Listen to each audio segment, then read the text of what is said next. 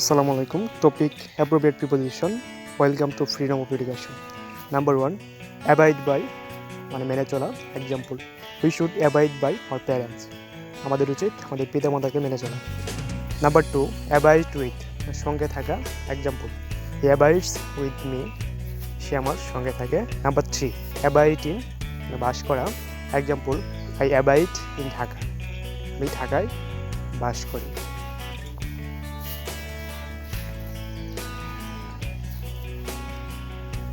Number 4, abstain from বিরত থাকা।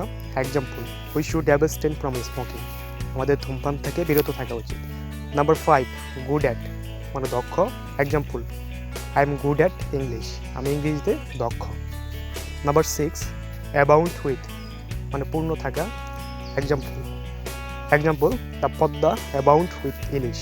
পদ্মা ইলিশে পূর্ণ।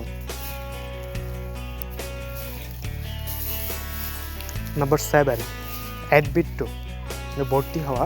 Example, I was admitted to Dhaka university. আমাকে ঢাকা ইউনিভার্সিটি ভর্তি করা হয়েছিল। এখানে পেসিভ করা হয়েছে। Number 8, agree with ব্যক্তির সাথে রাজি হওয়া। Example, I agreed with him. আমি তার সাথে রাজি হয়েছিলাম। Number 9, agree to মানে প্রস্তাবে রাজি হওয়া। Example, I cannot agree to proposal. আমি প্রস্তাবে রাজি হতে পারি না। Number 10, aim at লক্ষ্য করা। Example, the man aimed at the thief. লোকটি চোর দিকে লক্ষ্য করল। Number 11, appear before হাজির হওয়া। Example, he appeared before me. সে আমার সামনে হাজির হলো। Number 12, appear in প্রকাশিত হওয়া। Example, the news appeared in the প্রথম আলো।